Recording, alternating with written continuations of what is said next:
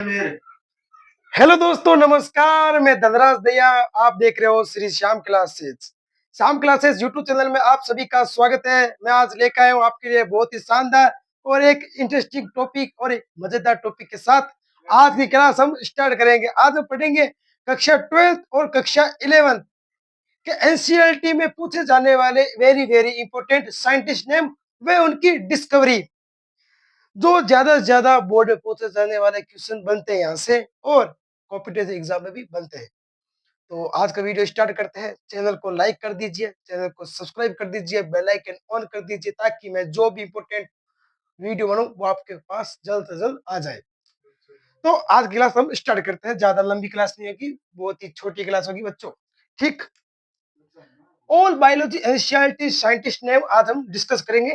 ठीक, देखो जीव विज्ञान के जनक कौन है पहले तो ये देख लेते हैं हम, यानी कि बायोलॉजी के जनक कौन है, यानी कि फादर ऑफ बायोलॉजी के। तो प्यारे बच्चों, बायोलॉजी के फादर है अरस्तु। आपको पता है जीव विज्ञान को दो भागों में बांटा गया है।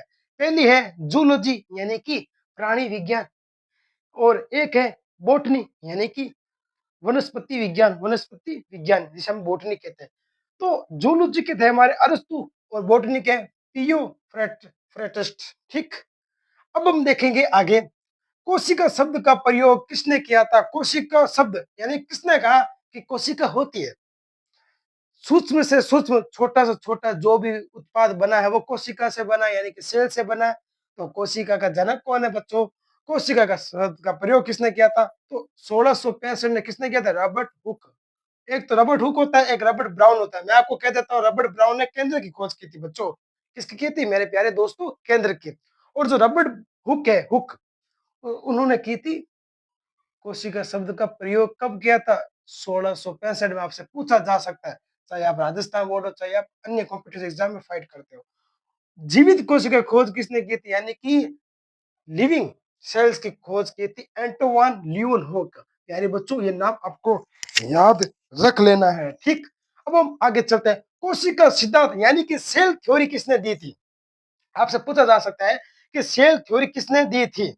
ठीक, तो सेल थ्योरी 1838 में और 1839 में दो वैज्ञानिक आए थे, स्लाइडर एंड स्वान। एक था हमारा बोटनी और एक था हमारा जूलॉजी वैज्ञानिक। ठीक, उन्होंने कहा, स्लाइडन और स्वान ने कोशिका की खोज की थी, नहीं थ्योरी दी थी यानी कि सिद्धांत दिया था।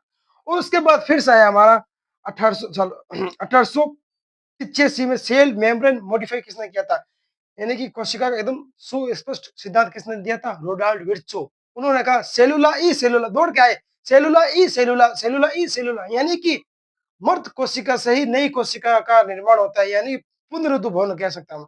यानी पुरानी कोशिका से ही नई कोशिका का निर्माण होता है। ये किसने कहा, ये हमारे क्या था, रोडाल्ड विर्चो ने। कब किया था, 1885 में कहा था, सेलुला ई सेलुला, सेलुला ई सेलुला, रोडाल्ड विर्चो ने कहा था। ठीक,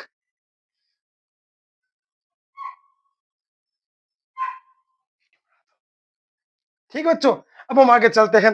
राइबोसोम की खोज किसने की थी, यहाँ से भी क्वेश्चन बन सकता है कि राइबोसोम की खोज किसने की थी, क्योंकि राइबोसोम एक कोशिका का पार्ट है।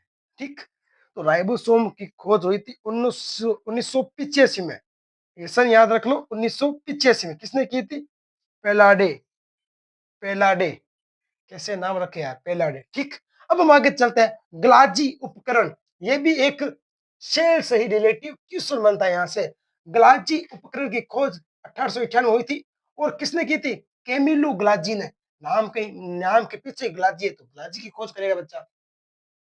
ठीक, अब हम आगे चलते हैं प्यारे दोस्तों। डीएनए डबल हेलिकेज मॉडल यानी कि वसा गति का आणविक सिद्धांत का एक टॉपिक है, और यहाँ से एक मैं एनसीईआरटी से छांट के पॉइंट लेकर आया हूं कि डीएनए का डबल हेलिकेज मॉडल 1953 में किसने दिया था, वाटसन और क्रिक ने। वाटसन और क्रिक ने, वाटसन और क्रिक ने। ठीक, अब आ गए हमारे जेनेटिक्स में यानी कि वसागति विविधता के सीधा टॉपिक में। वसागति यानी कि अनुवांशिक के जनक कौन है, ग्रेगर जॉन मेंडल। और अनुवांशिक शब्द किसने दिया था, किसने दिया था, वॉटसन ने दिया था। किसने दिया था, वॉटसन ने दिया था। ठीक, अब हम पढ़ते हैं इवोल्यूशन चैप्टर की एक, मैं छांट के लेके आया हूं पॉइंट। प्रजातियों की उत्पत्ति किसने डिस्कवर किया था? तो प्रजाति को डिस्कवर किया था हमारे 1859 में चार्ल्स डार्विन, जो बीगल जहाज पर जाते थे और खोज करते थे। अब हम आगे चल तो दोस्तों अब हम आगे चलते हैं, आगे देखते हैं साइंटिस्ट के नेम, ठीक। तो अब आता है मेंडल के काम को 1900 में तो कंप्लीट हो गया था, यानी कि जो मेंडल ने एक्सपेरिमेंट किया था मटर के पौधे पर, यानी कि पाइसम सटाई पर जो एक्सपेरिमेंट किया था मेंडल ने उद्यान मटर पर, वो 1900 में तो कंप्लीट हो गया। और फिर से खोज किसने की थी, यानी कि मेंडल तो मर गया 7 वर्ष पौधे पर करने के बाद। उसके बाद 3 वैज्ञानिक आए थे। 3 वैज्ञानिक कौन थे बच्चों? कोरेंस, डी विरीज और शेरमार्क। याद रख लेना, राजस्थान बोर्ड में 2025 में आया हुआ क्वेश्चन है। नेक्स्ट क्वेश्चन है डिस्कवरी ऑफ न्यूक्लिक एसिड, यानी कि DNA deoxy ribo nucleic acid, RNA ribo nucleic acid की डिस्कवरी किसने की थी बच्चा? तो इसकी डिस्कवरी की थी फ्रेडरिक मिस्टर्स ने। किस पर की थी ये भी पूछा जा सकता है, जो मवाद होता है उस पर की थी फ्रेडरिक मिस्टर्स ने डिस्कवरी, ठीक। अब हम आगे चलते हैं, जनन द्रव्य सिद्धांत किसने प्रस्तावित किया? तो ये वैज्ञानिक है हमारा विजमैन, ठीक। अब हम आगे चलते हैं, उपार्जित लक्षणों का सिद्धांत किसने दिया था? लेमार्क ने। आप इतना नोट कर लीजिए। अब हम आगे लिखते हैं,